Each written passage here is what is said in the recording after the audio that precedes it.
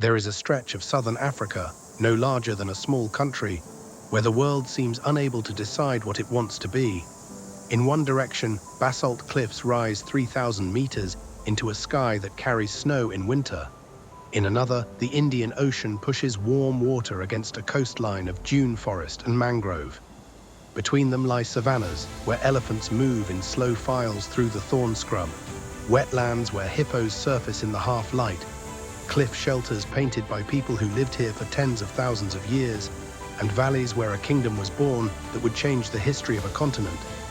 This is KwaZulu-Natal, 94,000 square kilometers on South Africa's eastern flank. And the question that runs beneath every hour of this film is a simple one.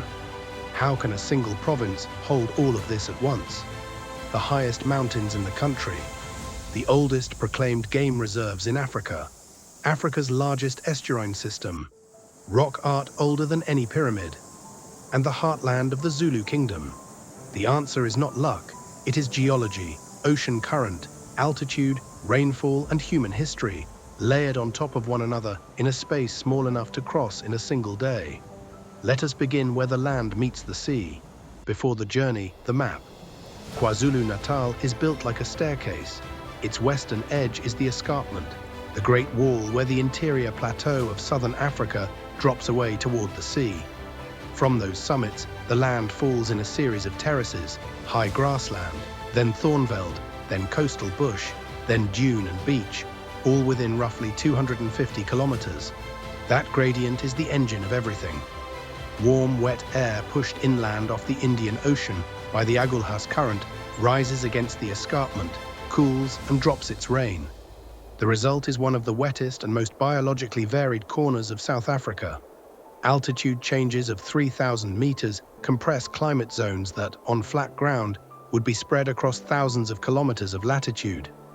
In practical terms, a traveler can stand in frost-cracked alpine grassland in the morning and swim in 24-degree seawater by late afternoon. Ecologists call this environmental heterogeneity. It is why KwaZulu-Natal supports well over half of South Africa's bird species, why its coastal forests hold plants found nowhere else on Earth, and why its wilderness areas feel so utterly unalike. 4 acts, then: the coast and the kingdom, the ancient mountains, the wild, and the water. Durban is the busiest port in Africa, and the ocean it faces is not an ordinary sea.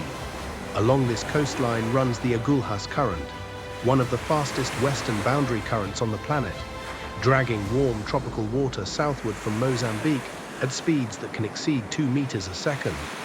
It is the reason the water here stays subtropical, why coral communities survive further south than they logically should, and why the beaches feel more like the Indian Ocean tropics than the southern tip of Africa.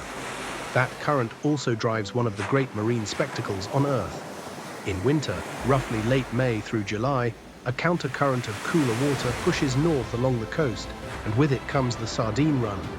Shoals of southern African pilchard, sometimes kilometers long, move up the KwaZulu-Natal shoreline, pursued by common dolphins hunting in coordinated hundreds, by Cape gannets folding into vertical dives, by bronze whaler sharks and bride's whales. It is not a gentle event. It is one of the largest biomass migrations in the ocean, and it happens close enough to shore to be seen from the beach, but this is winter's gift.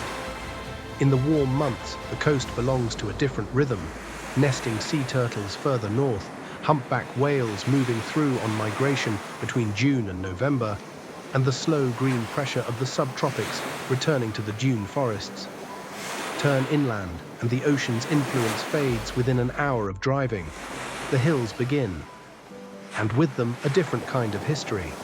West of Ulundi, in the folded hill country between the white and black Mpholozi rivers, lies a valley the Zulu people call eMakhosini, the place of the kings. To an unprepared eye, it looks like ordinary grassland. Broad slopes of tall grass, scattered acacia, cattle tracks pressed into red soil, hills that fold one behind another to the horizon. There are no monuments here in the European sense, and yet this valley is, arguably, the most historically dense landscape in the province. It was here that the early Zulu chiefs established their homesteads, and here that at least 6 of them are buried, among them Zulu Kamalandela, from whom the nation takes its name, Senzangakona, and Nkosinkulu.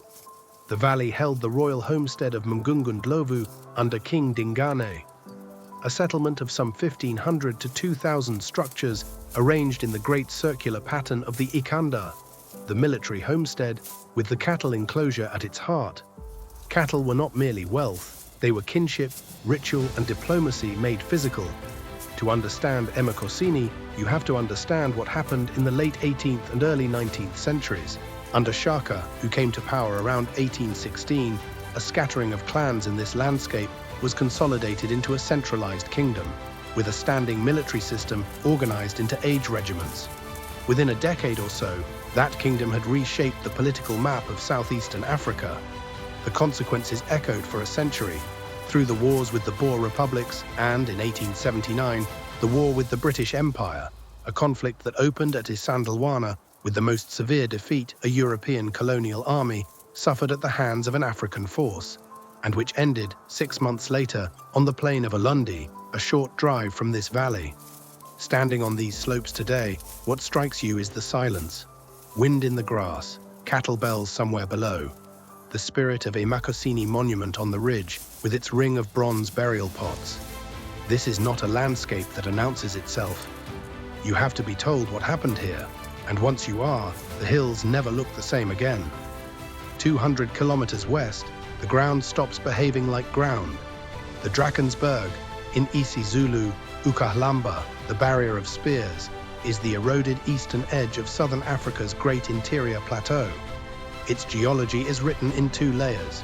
Beneath sites Clarence sandstone, pale, soft, laid down as desert dune fields roughly 200 million years ago, and weathered now into the overhangs and cave shelters that define the foothills. Above it lies the Drakensberg basalt, up to 1,400 meters thick in places, the congealed remains of one of the largest volcanic outpourings in Earth's history, erupted around 180 million years ago as the supercontinent Gondwana began to tear apart. When Africa and Antarctica separated, lava flooded across this region in sheets. What we see today is the surviving edge of that flood, retreating westward at a geological crawl as rivers cut it back toward the interior. The escarpment is not a mountain range in the ordinary sense. There is no line of peaks with valleys between them. It is a wall, a continuous rampart, in places nearly vertical for over a kilometer, separating the high plateau of Lesotho from the KwaZulu-Natal Midlands far below. The province's highest points sit above 3,400 meters. In winter, snow lies along the summit line. In summer, this is one of the most lightning-struck landscapes in the world, where afternoon thunderstorms build with terrifying speed against the rock. It is also a UNESCO World Heritage Site, and unusually, it is listed for both its natural values and its cultural ones. We will come to why. There is one place where the escarpment scale becomes almost impossible to process. In Royal Natal National Park, at the northern end of the range, the wall bends into a vast curved cliff known as the amphitheater.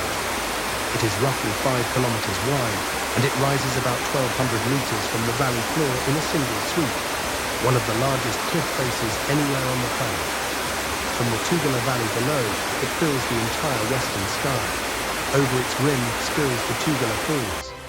The Tugela River rises on the plateau of Monte Sources, only a few kilometers from its edge, and then simply runs out of ground. The water drops in a series of 5 leaps, totaling around 948 meters, a contender by most measures for the tallest waterfall on Earth. But it is a seasonal thing. In the dry winter months, the flow can thin to a pale thread, or freeze into columns of ice against the rock. To see the falls in full force, you must come in summer, December through March, after the storms, when the plateau above is saturated and the river arrives at the edge with real weight. This is the fundamental trade-off of the Drakensberg. Summer brings water, green grass, wildflowers, and violent afternoon weather. Winter brings crystalline visibility, frost, snow on the tops, and stillness, but a landscape drained of movement. Neither is better. They are simply different mountains. Below the cliffs, the park protects Afro-montane forests in the sheltered gorges, high-altitude grassland on the slopes, and one of the last strongholds of the bearded vulture. a bird with a 3-meter wingspan that drops bones onto rock to break them open, and of which perhaps 100 breeding pairs remain in all of southern Africa. The sandstone that lies beneath the basalt has done something remarkable. Where it weathered out, it left thousands of shallow shelters, dry, protected overhangs facing the sun. And for at least 4,000 years, and by some estimates far longer, people painted on their walls. The Drakensberg holds one of the greatest concentrations of rock art in the world. Estimates run to more than 35,000 individual images across some 600 sites in the Ukahlamba region alone. They were made by the San, hunter-gatherer peoples whose ancestors have occupied southern Africa for tens of thousands of years, and whose genetic lineages are among the oldest continuously distinct human lineages on Earth. The paintings are made from ochre, hematite, charcoal, and white clay, bound with blood, plant sap, or fat. Some of the pigments have bonded so completely with the rock that the images have survived millennia of weather. What they depict is not, as early colonial observers assumed, a simple record of daily hunting. The dominant animal is the eland, the largest antelope in Africa, and an animal of profound spiritual significance in San belief. Alongside it appear human figures in postures researchers now interpret as trance. Bent forward at the waist, arms swept back, blood from the nose, and figures that shade from human into animal form. Anthropologists working with the ethnographic record of San descendants have argued convincingly that much of this art depicts the healing trance dance and the experiences of shamans entering an altered state, a visual record of a spiritual world rather than a physical one. Sites like Game Pass Shelter in Camberg, sometimes called the Rosetta Stone of San rock art, were central to that interpretation. And then there are the later paintings, figures on horseback, men with rifles, cattle. The arrival of colonists and other groups, recorded on rock by people whose way of life those arrivals would end. By the late 19th century, the San had effectively been driven from this landscape. The paintings remained. They are extraordinarily fragile. Skin oil, water thrown on rock to brighten images, soot and simple erosion have destroyed many. The surviving sites are protected, and the best of them are visited with San descendant guides and conservation staff, which is, in every sense, the right way to see them. There is one route that climbs the wall directly. Sani Pass begins in the KwaZulu-Natal foothills, and over roughly 8 kilometers of switchbacks, hauls itself up more than 1,300 meters to the border of Lesotho at 2,876 meters above sea level. For most of its history, it was a mule track, a trading route by which wool came down and supplies went up. It became a vehicle road in the 1950s, and for decades, the upper section remained a raw, unsurfaced climb of loose rock and blind hairpins, four-wheel drive only, closed without warning when snow or mist came in. Recent tarring has changed the lower reaches, but the upper switchbacks remain one of the more serious mountain drives in Africa. What makes the pass extraordinary is not the road, it is the transition. At the bottom, you are in warm foothill scrub. Halfway up, the air thins, and the vegetation shrinks to tussock grass and heath. At the top, you emerge onto the Lesotho highlands, a treeless, wind-scoured plateau of rounded hills and frozen streams, where shepherds in heavy woolen blankets move flocks across ground that regularly drops below -15 degrees in winter. It is the closest thing southern Africa has to a true alpine world, and it is reached from subtropical Africa in under 2 hours. Look for the ice cliffs in the gullies in July. Look for the alpine flowers in December. Look, always, for the weather, because on this escarpment, it arrives faster than you can descend. Come down from the mountains, turn north and east, and the land warms. Grassland gives way to acacia thornveld. The air thickens. Cicadas replace wind. And in the humid hill country, between the black and white Mfolozi rivers, lies a place with a legitimate claim to being the oldest proclaimed nature reserve in Africa. Hluhluwe and Mfolozi were both proclaimed in 1895, 960 square kilometers of undulating bush that had once been the royal hunting grounds of the Zulu kings. Shaka himself is said to have used the Mfolozi valleys for the great communal hunts of the kingdom. The land was set aside for wildlife more than 2 decades before Kruger achieved national park status. And in the 20th century, it did something that changed conservation worldwide. By the early 1900s, the southern white rhinoceros had been hunted to the edge of extinction. The best estimates put the surviving global population at somewhere between 20 and 100 animals, and effectively all of them were here, in the Imefolozi valleys. What followed became known as Operation Rhino. From the 1960s, under game ranger Ian Player and his colleagues, techniques were developed to safely dart, capture, crate and relocate rhinoceros, animals weighing over 2 tons, to other reserves across Africa and to zoos and breeding programs abroad. The drugs, the crates, the capture methods, much of the science of large mammal translocation was invented here. From that remnant population, the southern white rhino recovered to over 20,000 animals by the early 21st century. It remains one of the most dramatic conservation recoveries ever achieved. It is also, painfully, unfinished. The poaching crisis that began around 2008 has driven numbers down again, and this park has been on the front line of it. There is no sentimental ending here, only ongoing, expensive, dangerous work.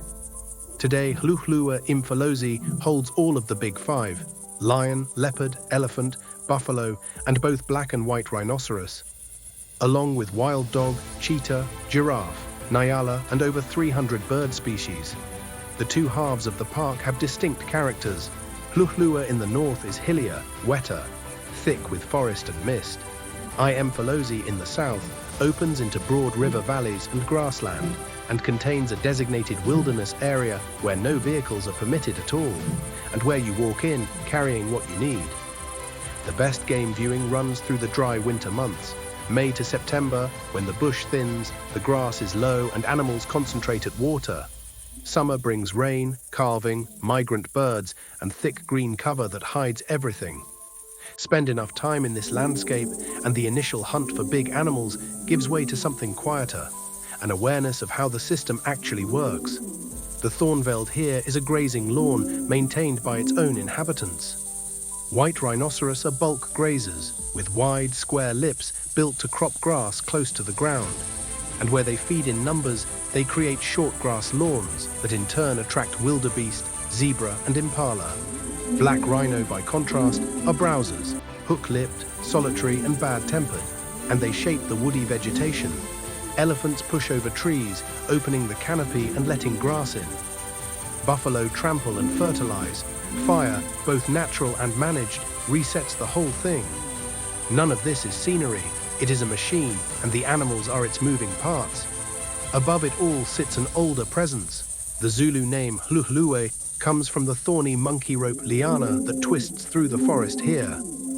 The Imefolozi rivers, the black and the white, are named for the colors of their water and the sands they carry. This is a landscape that has been named, hunted, farmed at its margins, fought over and finally protected, all by people whose descendants live around its boundaries today. Modern conservation here is not only about fences and rangers, it is about community land, revenue sharing, employment, and the very difficult question of who a wilderness is actually for. There is a particular quality to a night in Imefolozi. The sound carries a long way across those valleys. Hyena whooping. The low, chest-felt sequence of a lion calling, audible up to 8 kilometers away, and beneath it, the constant, enormous noise of insects, which is really the sound of a functioning ecosystem doing its work in the dark. North again, toward the Mozambique border, the country flattens and the water arrives. Isimangaliso Wetland Park stretches for roughly 220 kilometers along the coast and covers about 330,000 hectares of land and sea. Its name, given by the Zulu people, means something close to miracle or wonder. In 1999, it became South Africa's first UNESCO World Heritage Site, and it was listed on 3 separate natural criteria, a rarity anywhere in the world. The reason is that Isimangaliso is not one ecosystem. It is 8, stacked side by side. Coral reefs, long sandy beaches, some of the highest vegetated dunes on Earth, coastal and swamp forests, papyrus wetlands, grassland savanna, and at its heart, Lake St. Lucia, the largest estuarine system in Africa.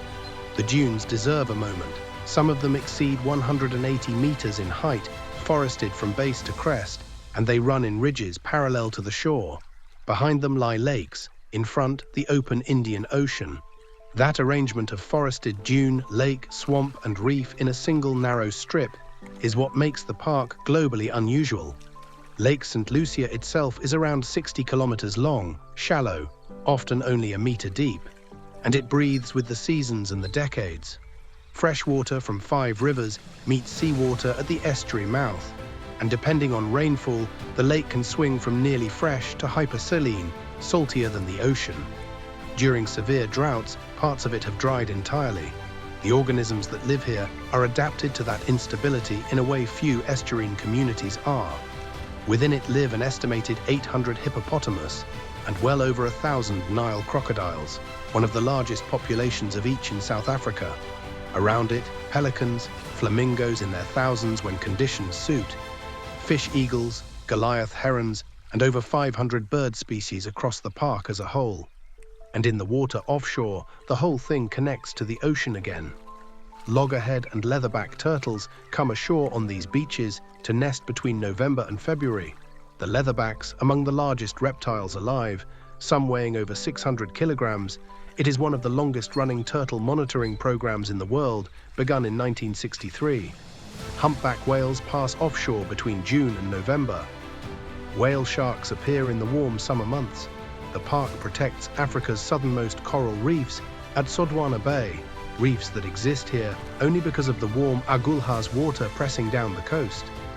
At the very northern tip of the province, almost against the Mozambican border, the road runs out. Kosi Bay is not a bay at all. It is a system of 4 interconnected lakes linked by narrow reed-lined channels, draining at last through a single estuary mouth into the Indian Ocean. Around the channels grows one of the finest mangrove forests in South Africa. 5 of the country's 6 mangrove species occur here, along with raffia palms that carry the largest leaves of any plant on the African continent, some over 15 meters long. In the shallows stand the fish kraals. These are traps built from woven branches and reeds, arranged in funnels and holding pens, and the Thonga people of this area have been building and maintaining them for at least 700 years. Each kraal is inherited, its position and design passed down within families. The design is deliberately selective. The gaps allow juvenile fish to escape, and only certain species and sizes are taken. It is a functioning example of a traditional fishery that has remained sustainable across centuries, and it is now protected within the World Heritage Site rather than excluded from it. The estuary mouth is startlingly clear. Fresh water from the lakes meets the ocean over white sand, and the snorkeling in the channel, with reef fish drawn in on the incoming tide, is among the best shore-accessible diving in the country. Further north along these beaches, in summer, the turtles come. Kosi Bay is remote, hot, humid and difficult to reach.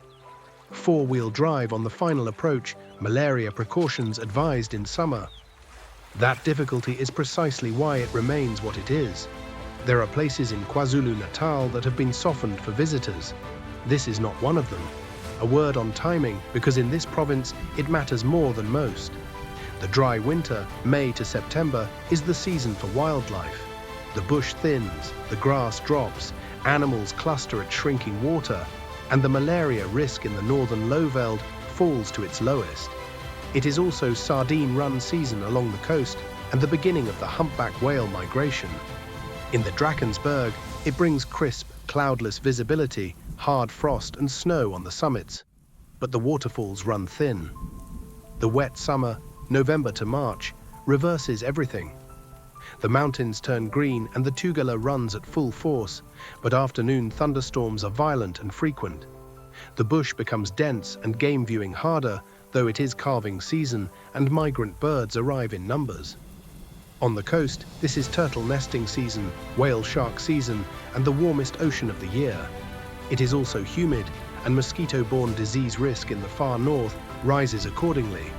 There is no single best time. There is only the question of what you have come for. And there is a harder question underneath. This province carries real pressure. Rhino poaching remains acute. Lake St. Lucia's water balance has been altered by upstream agriculture, plantation forestry and drought, and the estuary mouth has closed and reopened repeatedly with serious ecological consequences. Coastal development pushes against the dune systems. Land restitution claims, some of them entirely legitimate, run through the middle of protected areas, and the communities on their borders were often removed from that land within living memory. None of this is background noise. The future of these landscapes depends on whether conservation can be made to work for the people who live alongside it. And that is a question of politics and economics as much as ecology. Consider what you have crossed. A warm ocean driven by one of the fastest currents on Earth. A valley of grass and cattle where a kingdom was assembled and where its kings are buried without monuments. A basalt wall raised by the breaking apart of a supercontinent. And beneath it, sandstone shelters where people painted eland and trance dancers for thousands of years before anyone wrote anything down. Hills where the last rhinoceros on the planet was saved by men who invented the science of how to move them. Lakes that swing from fresh to saltier than the sea, holding hippos and crocodiles and 500 species of bird. Dunes 180 meters high, forested to their summits. Mangrove channels where a family's fish trap is 700 years old. And beaches where leatherback turtles, unchanged in their essentials for 100 million years, still haul themselves out of the dark to dig. All of it within a single province. All of it within a day's drive of everything else. The reason is not mystery. It is a staircase of land dropping 3,000 meters to a warm sea, catching every kind of weather on the way down, and a human history long enough and deep enough to have layered itself into all of it. But knowing the reason does not diminish the fact. Stand on the rim of the amphitheater at first light, with the whole of KwaZulu-Natal spread out below you, and the ocean somewhere beyond the haze, and the arithmetic stops mattering. KwaZulu-Natal is not one destination. It is a journey through worlds that have no business being neighbors. Mountains and ocean, wilderness and history, the oldest art on the continent and the youngest, wildest water. And they are all here, together, in one remarkable province.